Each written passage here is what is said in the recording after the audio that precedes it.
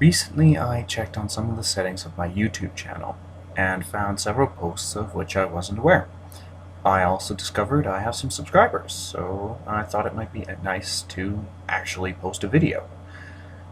Someone wrote to me asking how I view the subject of objective morality and some arguments that had been brought up by an apologist. This is my response. Morality isn't a difficult concept to grasp. It's usually theism that makes morality needlessly complicated. I think it was Sam Harris who compared morality to health. People can have differing views about what is healthy, but we can demonstrate what actually is healthy for a person. Objective morality is kind of the same thing. Now, not knowing what the argument is, I'll hazard the guess that the apologist is asserting that objective moral values come from a God. When somebody presents that to me, I have to ask, well, what are God's objective moral values, and how does he express them? At the risk of coming off like Richard Dawkins, the God of the Bible is one of the single most unpleasant individuals ever known. A God, or anybody, who endorses and condones infinite punishment for finite crime has a very skewed moral system.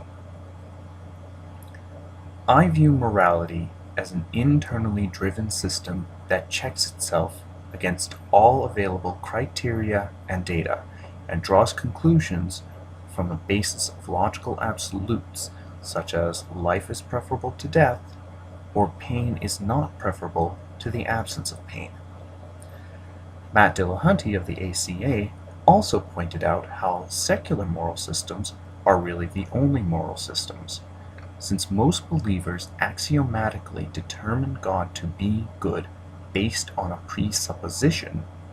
They already use a moral system that is independent of God to determine said God to be morally good.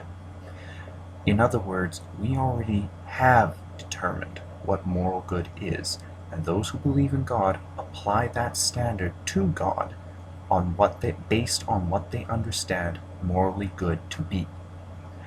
How else do you explain that there are over 30,000 different denominations for the Christian God alone?